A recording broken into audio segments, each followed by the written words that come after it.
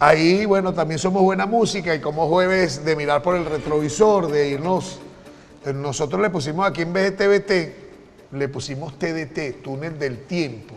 Y en ese túnel del tiempo, nuestro director, el profesor Edgar Torres, siempre nos sorprende ahí con buena música y ahí teníamos una mezcla de varios de los representantes de esa música retro en inglés.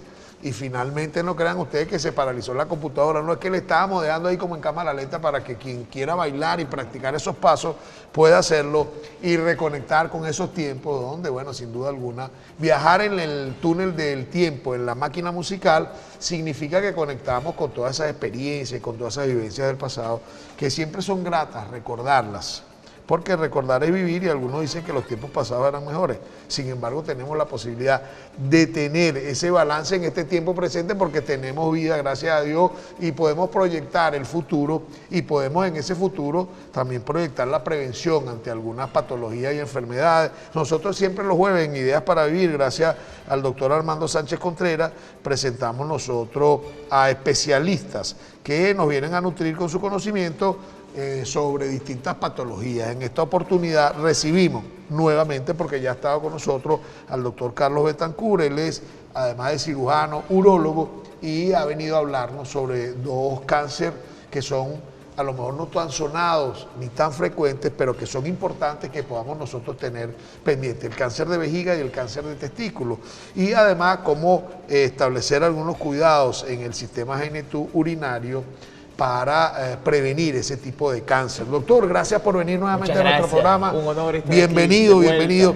Estamos por Radio Show 99.1 y por Latina Televisión compartiendo toda esta información de jueves de Ideas para Vivir. Empecemos describiendo el aparato genitourinario como sistema y un poco, bueno, los componentes que tiene para entrar precisamente en los testículos y en la vejiga en relación a la patología del cáncer en esos dos órganos, doctor. Claro. Bueno, ante todo, pues, un agradecimiento a todo el programa, a Latina Contigo, a usted, mi querido amigo José Mateus, y por supuesto a nuestra alma mater que nos formó, a la Universidad Centro Occidental Lisandro Alvarado y sus profesores, especialmente el doctor Armando Sánchez. Quisiera hablar acerca, pues, del sistema genitourinario partiendo de que los hombres y las damas no somos muy parecidos, ¿no?, en esa zona, ¿no? El sistema genitourinario en el hombre es diferente al de la mujer.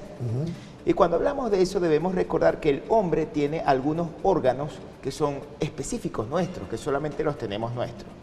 ¿Cuáles? Bueno, los testículos, recordando que los testículos, pues, son órganos sexuales que están externos, ellos están dentro del escroto, que es un saco, ¿no?, que los mantiene en su sitio. La función principal del testículo son dos: producir las células sexuales masculinas, que llamamos espermatozoides, y por supuesto regular nuestra hormona sexual masculina, que es la testosterona. Estos espermatozoides formados en el testículo viajan hasta las vesículas seminales, que es otro órgano, a través de un conducto que se llama conducto deferente, a través de toda una red de canalículos que terminan en lo que se llama el epididimo, que está alrededor del testículo. Y al llegar a las vesículas seminales se van a mezclar con el jugo de la próstata, ¿no? La próstata también es un órgano sexual exclusivo de nosotros los hombres, y al mezclarse estos espermatozoides con el jugo prostático se forma el semen. Luego este semen va a salir a través de la uretra, pues, cuando ocurre el acto sexual. Digamos que estos son los órganos principales, digamos, de nuestro sistema genitourinario, y por supuesto otros órganos externos como el falo, ¿no?, el pene. Y digamos, pues, todo esto está conectado íntimamente con la parte urinaria, específicamente en la parte inferior, cuando hablamos de la uretra. La uretra es ese conducto que lleva la orina desde la vejiga hasta el exterior. Entonces, más o menos, algo así es la configuración, ¿no?, de nuestro sistema genitourinario cuando hablamos de los hombres. En el caso de la mujer es distinto, porque en todo Sí. caso no tiene falo, no tiene pene, ni testículo. Exactamente, Pero la dama es también diferente, quizás a pesar de que su sistema reproductor está íntimamente relacionado con el sistema urinario, no está tan relacionado como, digamos, en el hombre, ¿no?, que sí comparte una vía en común, que es la uretra. Pero en las damas, pues, están separados lo que sería el introito y la vagina y la uretra.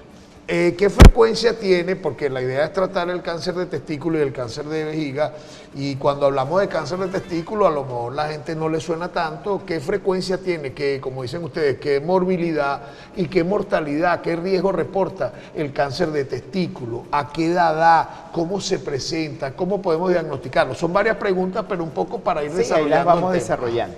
Bueno, debemos recordar que el cáncer de testículo es el cáncer de los hombres jóvenes, ¿sí? Si usted tiene un hombre joven que está entre los 15 y 30 años, inclusive algunas series pudieran describirlo hasta los 35 años, probablemente este es el cáncer más frecuente que pudiera estar ahí presente, ¿sí?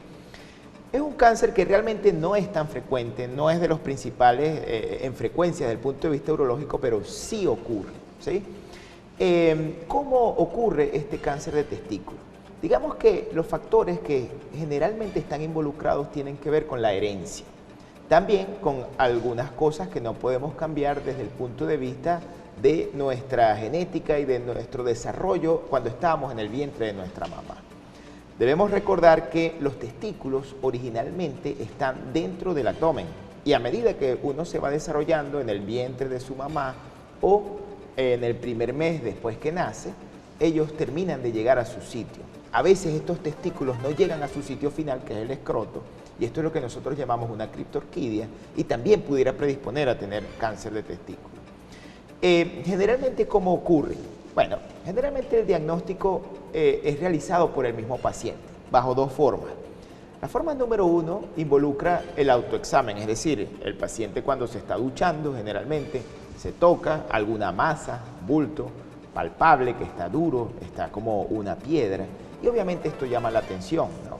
Y si usted tiene una masa palpable, debe recordar que hay que ir al urólogo, y también debemos recordar que parte fundamental de nosotros es el autoexamen testicular, por lo menos una vez al mes, ¿sí? Hay que tocarse.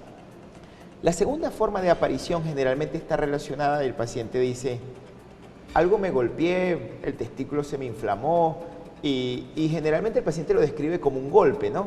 Quizás no es un golpe, quizás es que ese testículo ya estaba aumentado de tamaño, y al aumentar de tamaño, pues la sensación cambió, y al cambiar esa sensación quizás él lo asocia como a un traumatismo. Entonces, estos son, digamos, los dos motivos de consulta que nos llevan al paciente al urólogo. O que se palpa una masa, o que él siente como que se golpeó y ese testículo se hinchó. Entonces el llamado es bueno, recordar que los hombres jóvenes también podemos tener cáncer. Ahora, y que el número uno es el de testículo. Me llama la atención que sea en ese rango de edad, de 15 a 35. ¿Por qué sucede esto, doctor? ¿Por qué esa manifestación en ese rango? Como comenté, generalmente es de los hombres jóvenes. Ciertos factores genéticos nos llevan, y hay que recordar que el cáncer no es nada más que un crecimiento anormal y sin control de nuestras células propias. Es decir, por algún motivo nuestras células perdieron esos mecanismos de control y comenzó a crecer.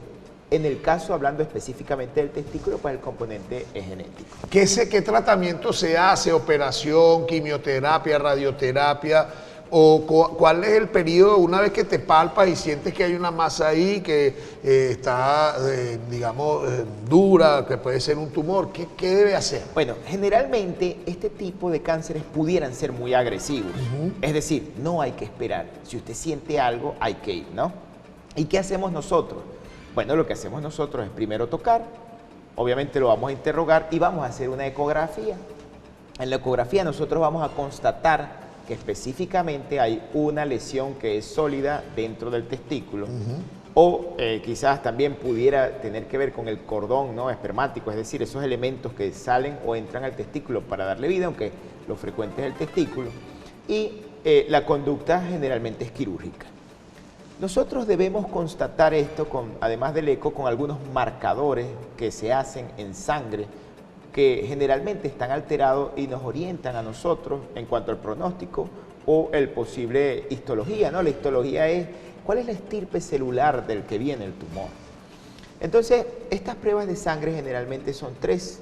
Una es la fracción beta de la HCG, ¿sí?, que la hacemos cuantitativa. La otra es la lactato deshidrogenasa y la alfa-fetoproteína. Son tres marcadores que hacemos en sangre que nos orientan bastante a la hora de tomar una conducta, y por supuesto la conducta generalmente es quirúrgica. Quirúrgica es operación, extraen la masa que esté ahí o el tumor y después viene un tratamiento diferente. Así es, hacemos la extirpación quirúrgica. El nombre técnico de esto es una orquiectomía radical, que consiste en extirpar el testículo y todos esos elementos que le llevan función y vitalidad, lo que nosotros llamamos el cordón espermático.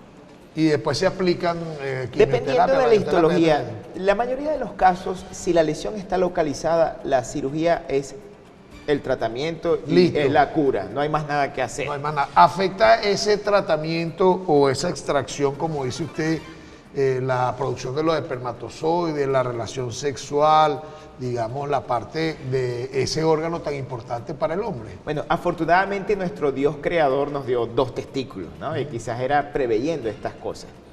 Teóricamente hablando, con un solo testículo uno es capaz de mantener su función sexual, sus hormonas sexuales bien y repoblar el mundo si es necesario. Claro, ¿cómo se aborda desde el punto de vista social, cultural, ese cáncer que a lo mejor no es tan frecuente, pero bueno, imagínense que alguien le diga, no, usted tiene cáncer de testículo, que lo diagnostiquen en el trabajo, en la familia, con los hijos, que es un cáncer que no es frecuente en un órgano que también termina siendo a veces como medio tabú para la sociedad? Sí, definitivamente muchas veces esto es un problema psicológico para el paciente, pero hay que recordar que nuestra misión es tratar de aliviar esto y existen prótesis testiculares.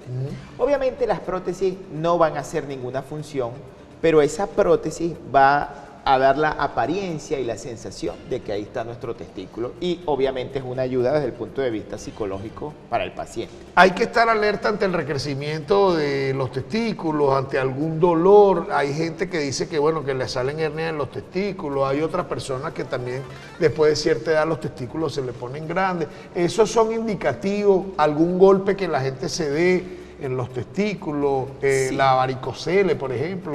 Bueno, mire, para bien o para mal, como yo siempre lo digo, lo malo, cuando hablo de lo malo, el cáncer generalmente es silente y no duele, ¿sí? Generalmente lo que duele es bueno y generalmente lo que no duele y va gestándose y orquestando en silencio es lo malo. Y también pasa en el testículo. Generalmente esto es una lesión sólida que muchas veces no da más ningún otro síntoma que esa sensación de dureza y no duele ni molesta ni nada, ¿no? Obviamente hay algunos diagnósticos diferenciales, como por ejemplo uno de los que usted dijo, el varicocele, recordando que el varicocele es una patología benigna, que no es nada más que las varices de las venas que drenan la sangre del testículo. También recordar que hay hidrocele.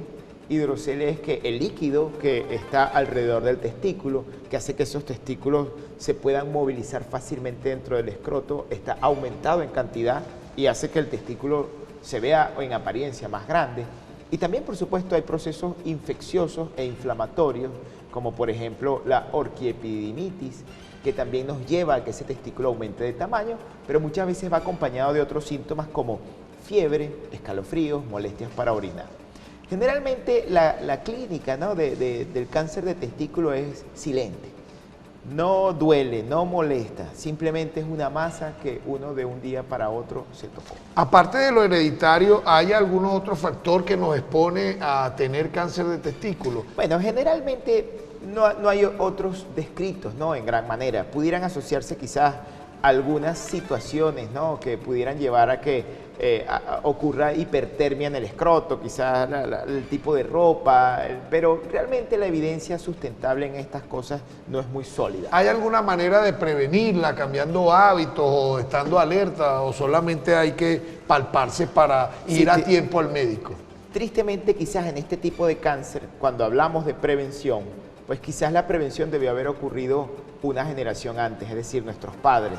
Tratar de que si hay un testículo no descendido o un testículo en ascensor, pues tratarlo a tiempo para que esto no ocurra en el tiempo.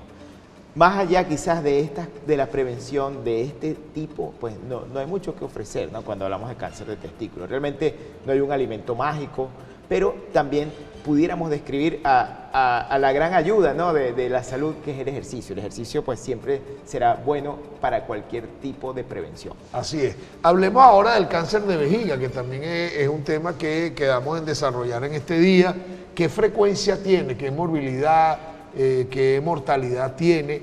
Y además, ¿en qué edades se presenta? ¿cuál es la manifestación del cáncer de vejiga? Sí, bueno, el cáncer de vejiga realmente es una entidad mucho más frecuente desde el punto de vista urológico. Digamos que de todos los cánceres que existen ocupa el puesto número 9, o sea, es bastante frecuente.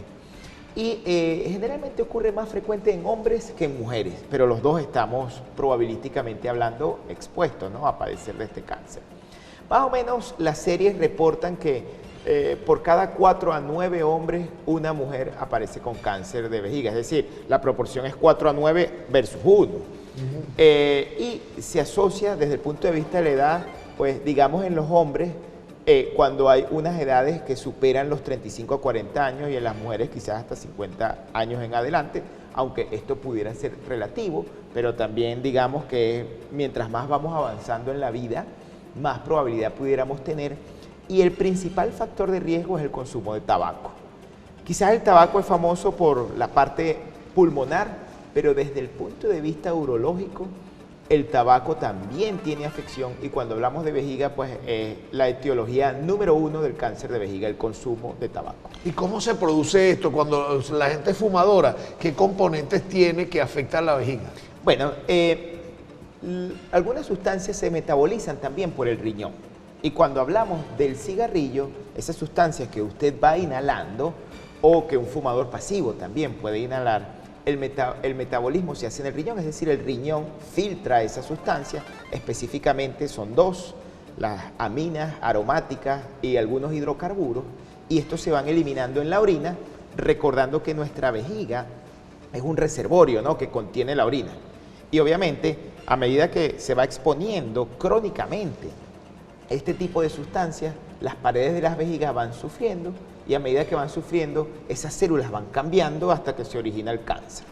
¿Eso solamente es con tabaquismo o porque también ahorita con los vapes eso también se utilizan unas sustancias químicas? Sí, esas sustancias está químicas descrito, quizás no con la robustez de la evidencia, con el cigarrillo, ¿no?, o el tabaco, pero recuerden que los vapers también tienen sustancias que derivan del tabaco, y también está demostrado que hay afección en la vejiga y hay eliminación en la orina de estas sustancias que se asocian al cáncer de vejiga. Estamos compartiendo hoy en Ideas para Vivir, en programas de salud, gracias al doctor Armando Sánchez Contreras, que nos facilita contacto con doctores como el doctor Carlos Betancourt, que es cirujano urólogo, compartiendo sobre el cáncer de testículo, el cáncer de vejiga, cómo abordarlo, cómo estar pendiente, cuáles serían los tratamientos, qué agresividad tiene. ¿Cómo es el cáncer de vejiga? ¿Es muy agresivo? ¿Se desarrolla rápidamente? ¿Se puede complicar con otros órganos alrededor? Como les comentaba, los cánceres generalmente son silentes. En un inicio uno ni se entera. Quizás por eso lo importante de ir al chequeo urológico, sobre todo en los hombres después de los 40. Pero el principal signo y síntoma de este cáncer es la sangre en la orina, que nosotros llamamos médicamente como hematuria. Así que si usted sangra en la orina y no le duele y no hay otro síntoma, siempre es un signo de alarma. Normalmente, como yo le digo a los pacientes, no nos gustan los sangrados en la orina. Siempre es una señal de que algo no está bien y de que hay que investigar. Así que si usted ha presentado sangre en la orina, hay que ir al urólogo. Ese es el signo y síntoma principal. Las infecciones urinarias inciden en no ir, digamos, a orinar, en aguantar las ganas, inciden en afectar la vejiga o en propiciar, digamos, el desarrollo de alguna anomalía como esta. Hay que recordar también que cualquier proceso inflamatorio crónico dentro de la vejiga pudiera llevarnos a esto. Obviamente no es la etiología principal, como lo dije. Realmente quizás cuando uno ahonda en este tema, aguantar ganas de orinar pudiera hacer énfasis en otro tipo de enfermedades por sobre el cáncer de vejiga. Pero bueno, todo proceso inflamatorio crónico de la vejiga pudiera llevar. Y en eso quisiera mencionar que también hay otros tipos de personales, ¿no?, que pudieran estar en riesgo cuando nosotros hablamos de cáncer de vejiga, ¿no? No solamente los fumadores o los que consumen tabaco. También pudiera estar relacionado a aquellos que manejan combustibles por los hidrocarburos. También pudiera estar relacionado a aquellos que manejan químicos, como los barberos, las peluqueras, que manejan ciertos tintes que pudieran expresarse al final en eliminar este tipo de sustancias que favorecen el cáncer de vejiga a través de la orina. Y puede, digamos, ¿cuál es el tratamiento de ese cáncer? ¿Intervención quirúrgica? ¿Qué se hace? Bueno, hay que recordar que el paciente llega generalmente por el sangrado, uno lo estudia, el estudio de elección diagnóstico es la endoscopia urinaria, es decir, introducir una cámara a través del tracto urinario para visualizar cómo está todo eso. Y una vez que uno lo diagnostica, el paciente debe ser operado. La operación es totalmente sin huellas, ¿no? Es vía endoscópica. Entramos por orificio natural, es decir, por la uretra, llegamos a la vejiga y con un aparato especial vamos a sacar esa lesión. Este procedimiento puede ser diagnóstico y terapéutico al mismo tiempo. Diagnóstico porque nos va a decir que realmente es un cáncer y a qué tipo de cáncer nos enfrentamos. Y terapéutico porque en la mayoría de los casos basta con este tratamiento quirúrgico para uno poner límites a la enfermedad y luego hacerle seguimiento con ciertos otros tipos de tratamiento que pueden involucrar desde instilar un medicamento con cierta periodicidad dentro de la vejiga hasta obviamente apoyarse con el oncólogo para poner quimioterapia, entre otras. Cuando usted habla de tipo de cáncer, ¿es en qué nivel va el cáncer? Porque bueno, hay estadios de cáncer distintos y la gente, bueno, tuvo un cáncer leve, tuvo un cáncer avanzado, tiene metástasis. Háblenos de eso, doctor. Por supuesto, recordar que los cánceres tienen diferentes estadios, ¿no? No es lo mismo un cáncer en su fase inicial, que llamamos nosotros un cáncer localizado o un estadio 1, hasta un cáncer que ya se ha diseminado, es decir, que ha pasado las fronteras de su propio órgano, que nosotros llamamos pues como un cáncer estadio 4 o un cáncer metastásico. Hablando de esto específicamente en la vejiga, hay que comenzar partiendo de que la vejiga es como un tetraedro, ¿no? ¿Sí? Es como una bolsa recolectora, ¿no? Es decir, no solamente puede haber un foco, puede haber varios focos de cáncer dentro de la vejiga. Esto es un mal pronóstico, ¿no? El tamaño pudiera ser otro factor pronóstico. No es lo mismo tratar un tumor de 1 centímetro o de 2 centímetros a uno de 5 o 10 centímetros. Entonces estas cosas ya nos van dando luces acerca de cuál es el estadio. Pero cuando hablamos de estadio, obviamente el patólogo juega una función fundamental. El patólogo es ese médico que va a ver a través del microscopio ese tejido que nosotros extirpamos y él, al revisarlo al microscopio, él nos va a decir algunos datos, ¿no? ¿Qué datos? Sobre todo en el cáncer de vejiga. Bueno, si es de bajo grado histológico o es de alto grado, no es lo mismo algo menos agresivo, bajo grado, o algo más agresivo como alto grado histológico, y sobre todo es fundamental la extensión, ¿no? La vejiga tiene capas, ¿no? Es como una pared, ¿no? La pared tiene la pintura, tiene el friso, llegan los bloques. De igual manera la vejiga tiene capas, ¿no? Tiene la capa más interna que nosotros llamamos urotelio, luego viene una capa de músculo, que es el músculo detrusor, y si el cáncer logra pasar esa lámina basal, que es la frontera entre la capa más superficial interna, ¿no? Que es el urotelio, y el músculo, pues si el músculo está comprometido, el pronóstico pues ya cambia, ¿no? Y muchas veces la radicalidad es mayor, debe ser mayor, llegando hasta, digamos, la máxima expresión de radicalidad, que es la cirugía para extirpar completamente la vejiga y reconstruir una nueva vejiga con un segmento de intestino, ¿no? El cual pues vamos a tratar de conectarlo otra vez a la uretra, o muchas veces hay que conectarlo al exterior a través del abdomen y el paciente pues va a quedar orinando probablemente el resto de la vida por ahí. ¿Cómo es ese proceso de reconstrucción? ¿Lo hacen ustedes? Con un proceso, me parece complejo, como de un pedazo de intestino te van a reconstruir la vejiga. Sí, realmente es una de las cirugías más complejas que hay. Sí la hacemos nosotros los urólogos, no la hacemos con mucha frecuencia porque muchas veces cuando usted le explica esto al paciente, la calidad de vida está severamente afectada. Y como le digo muchas veces a mis estudiantes, pues la calidad de vida es lo más importante cuando nosotros hablamos de salud. Ahora, si toca hacerlo, pues, y el paciente está de acuerdo, hay que explicarle que es un procedimiento muy complicado, que se puede traer complicaciones severas y que, bueno, la vida está en riesgo, pues, seriamente, ¿no? ¿Cómo lo hacemos? Bueno, lo primero que hay que hacer es extirpar, en el caso si es un hombre, completamente la vejiga con la próstata y las vesículas seminales. Si es una mujer, nosotros vamos a extirpar la vejiga con la uretra e inclusive, en los dos casos, la parte final de los uréteres, recordando que el uréter es esa manguerita que lleva la orina desde el riñón hasta la vejiga. Luego nosotros vamos a defuncionalizar un segmento de intestino, buscamos un segmento de intestino, generalmente es intestino delgado. También el colon puede usarse, pero hay ciertas complicaciones dependiendo de si se usa uno u otro. Generalmente usamos intestino delgado, lo separamos, le cuidamos la vascularización, recordando que la sangre, mantener el flujo sanguíneo es la vida, ¿no?, de estos órganos. Vamos luego a restituir el tránsito gastrointestinal y este segmento de asa que quedó defuncionalizado vamos a conectarle los uréteres y luego se puede conectar a la uretra o al abdomen. Y el paciente, pues esa será su nueva vejiga, lo que llamamos nosotros una neovejiga el resto de la vida. Ahí, ¿cómo es la mortalidad de ese cáncer de vejiga? ¿Es frecuente? Sí, de verdad que el cáncer de vejiga, pues, como yo lo digo coloquialmente, es uno de los más traicioneros que hay. Es traicionero porque condena al paciente a estar casado con un urólogo, ¿no? En el sentido de que debe hacerse un seguimiento muy estricto, aunque sea una etapa inicial.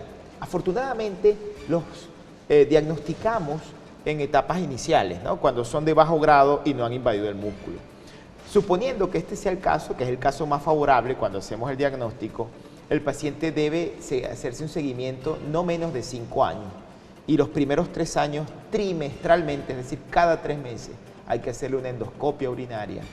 Mensualmente hay que instilar dentro de la vejiga por al menos 1 año ciertos medicamentos, ¿no?, dependiendo de la histología y de la disponibilidad en el mercado. Y después de los 3 años, cada 6 meses, y luego que pasan los 5 años, pues una vez al año el resto de la vida.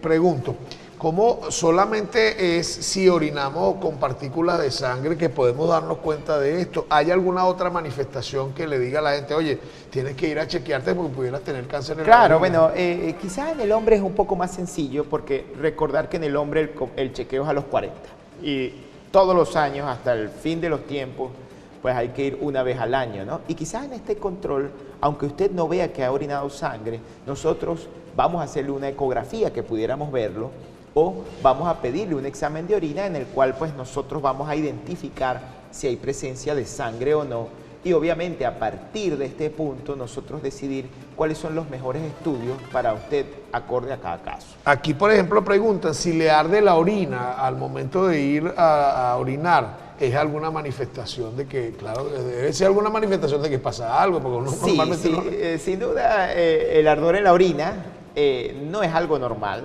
pero digamos que probabilísticamente hablando quizás es más sugerente de que puede haber una infección o de que es un paciente pues masculino que ya está comenzando a tener ciertos problemas relacionados con la próstata. Y el color de la orina también preguntan. Claro, el color de la orina, recordar, la orina tiende a ser o clarita o un amarilla, ¿no?, que puede ser un poquito más intenso o menos intenso dependiendo de cuánta agua usted haya consumido, ¿no? La sangre en la orina es muy escandalosa, ¿no? Es como que usted agarre una pintura roja y la lance en un balde de agua, es decir, tiñe, ¿no? Así que es muy característico de que usted vea la orina como color vino o como color de estos refrescos de cola que tienden a ser rojos o como, o ya digamos en casos mucho más avanzados, se ven coágulos. Los coágulos muchas veces asemejan como segmentos de hígado de algún animal. Así que al momento de presentarse eso hay que acudir Sí, al sin urólogo. duda. Les vuelvo a repetir, la sangre en la orina o la presencia de sangre en la orina es quizás el síntoma principal cuando hablamos de cáncer de vejiga y nunca nos gusta. Siempre nos dice, hay algo que hay que investigar. Es como una alarma en el tablero del carro cuando uno va manejando. Epa, hay que revisar. Ahora, uno siempre va cuando prende la luz esa de alarma. Uno normalmente no tiene la cultura de hacerse un chequeo frecuente. Sí. ¿Qué recomendaciones da usted? Porque bueno, yo voy a ir cuando me toque el testículo y sienta que tengo una masa ahí, o voy a ir cuando ya vea que estoy orinando como si fuera colita. No. O sea, ¿qué recomendaciones para ir al urólogo? ¿Desde qué edad? Porque si, por ejemplo, el cáncer de testículo se presenta desde los 15 años y hay casos así, oye, los chamos también tienen que hacerse consultas a veces con el urólogo. Por supuesto, quizás el llamado es a la prevención, ¿no? Recordar que tanto hombres como damas deben asistir al urólogo. Siempre deberíamos hablar primero de las damas, pero voy a hablar un poquito de los hombres primero. Recordar que el chequeo comienza a los 40 años de edad, una vez al año. En el caso de un niño, específicamente de un adolescente que está entre los 10 y 20 años, pues recordar que él debe ir con su pediatra también una vez al año, ¿no? Y quizás después hacerse el autoexamen de testículo una vez al mes por lo menos, cuando usted se está bañando, tóquese los testículos.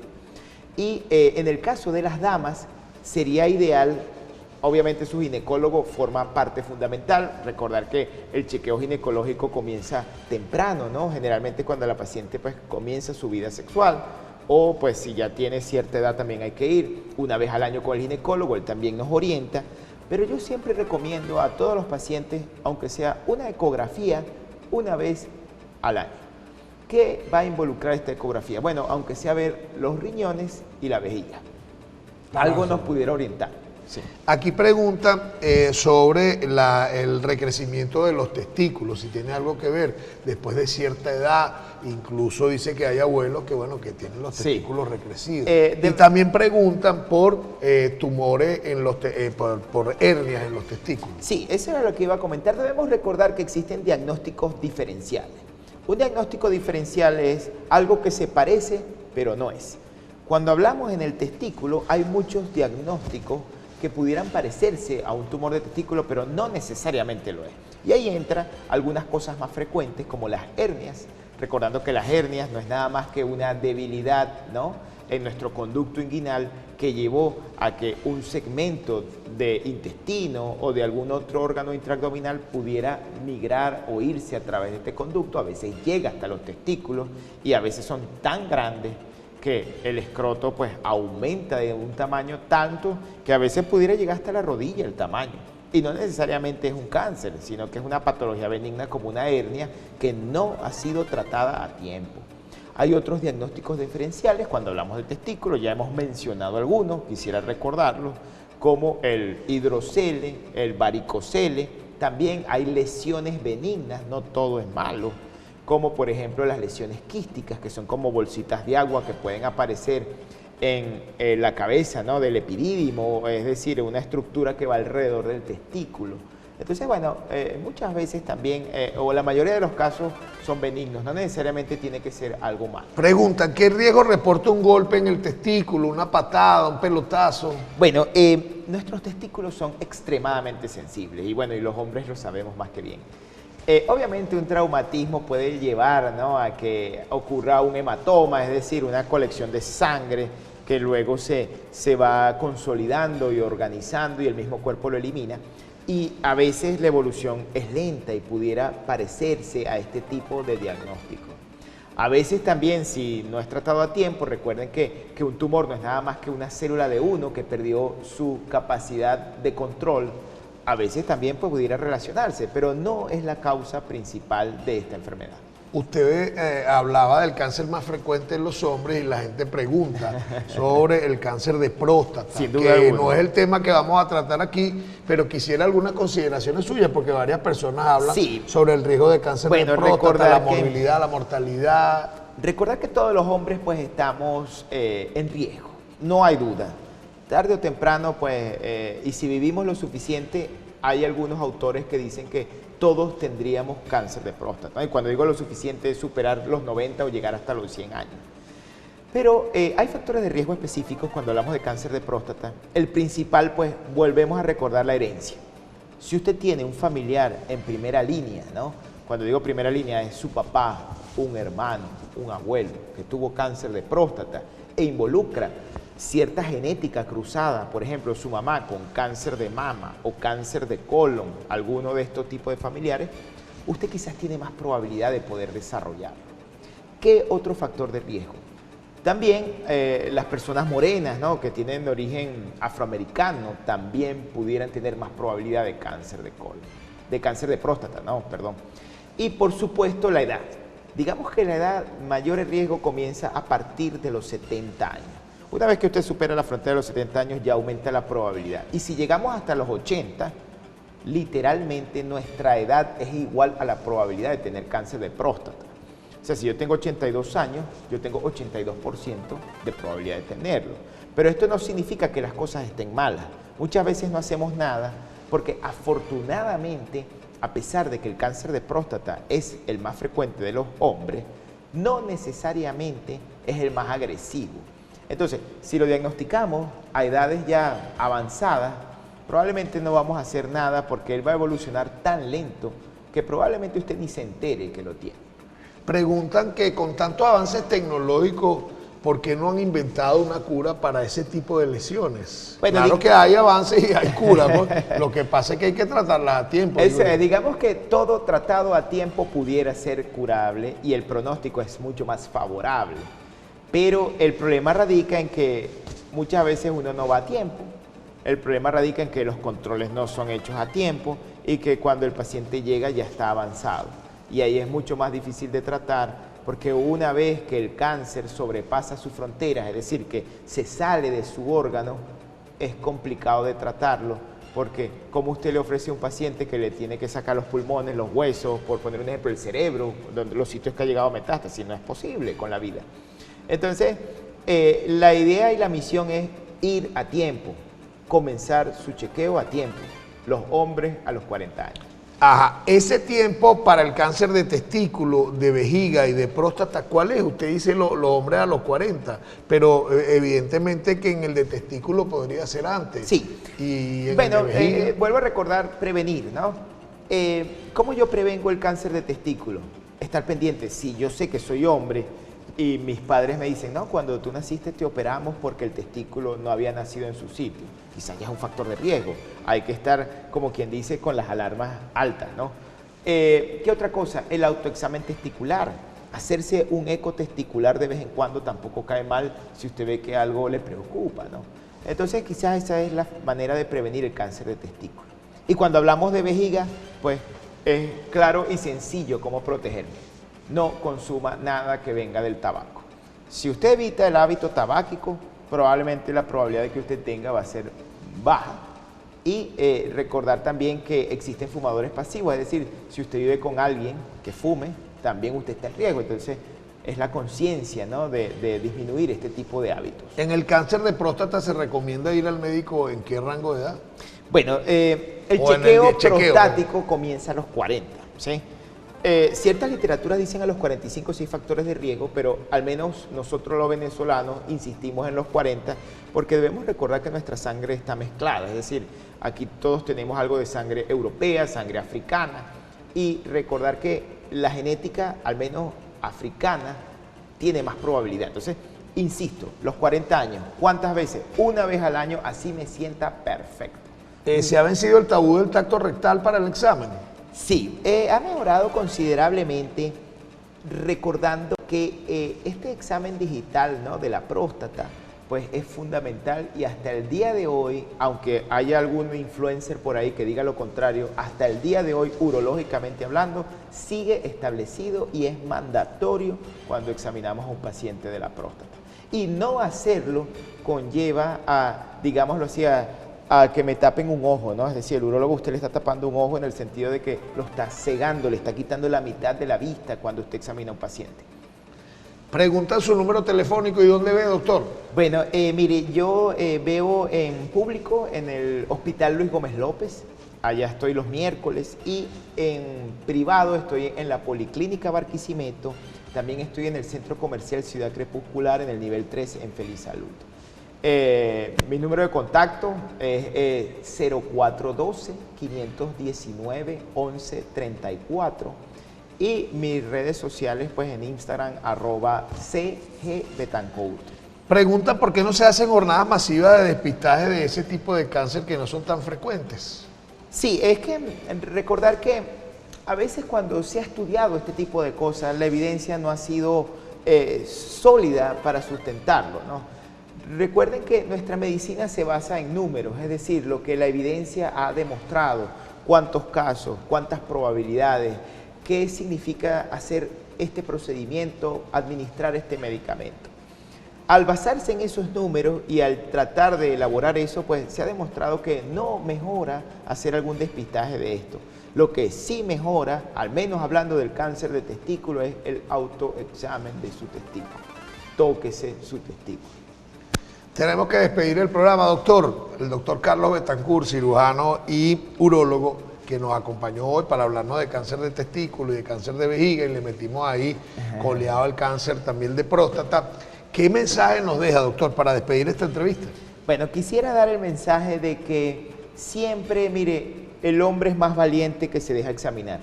El hombre es más valiente que sabe lo que tiene que hacer y lo hace, no el que le huye a lo que hay que hacer. Entonces, mi gran llamado, desde el punto de vista de hombre, no tenga temor a pedir ayuda al médico. Y hablando acerca ahora del cáncer de vejiga en general, que también engloba a las mujeres, deje de fumar y salga a correr. Así es, y hagamos de nuestra vida, por supuesto, en ese accionar, una vida más llevadera, y lo hacemos también en función de mantenernos cuidando nuestro cuerpo físico, nuestro cuerpo mental, nuestro cuerpo emocional y conectados. Por cierto, hoy es el día de la celebración de la vida, celebremos la vida desde esa integralidad y denos nosotros mismos ese acto de amor, cuidándonos y yendo, como es costumbre, a la consulta por lo menos una vez al año con los especialistas. Hoy es la Semana Europea de Prevención del Cáncer de Cuello Uterino, Semana de Oración por la Unidad de los Cristianos, Día Mundial de la Respiración y Día de la Celebración de la Vida. En la efeméride de hoy, que es 22, día 22, también un día como hoy, en 1984, se lanza al mercado el computador Macintosh, que cambió la manera de presentar la relación del hombre con la computadora. Lo hizo la empresa Apple en 1984, algunas de las fechas importantes que recordamos. Doctor, gracias por venir a nuestro programa, gracias por ilustrarnos, gracias por dejarnos todo ese conocimiento y sabiduría y por darnos todos esos elementos que ahora vamos a manejar para el cáncer de testículo, cáncer de vejiga y también el cáncer de próstata. La reposición del programa hoy a las 5 de la tarde y a las 11 de la noche, y mañana les esperamos nuevamente a partir de las 6 de la mañana en vivo. Mañana conversamos sobre tema ambiental y ecológico, sobre algunas de las realidades en nuestros parques nacionales, con el ecologista Leobardo Acurero, que nos va a acompañar mañana. Bendiciones para todos, los esperamos mañana.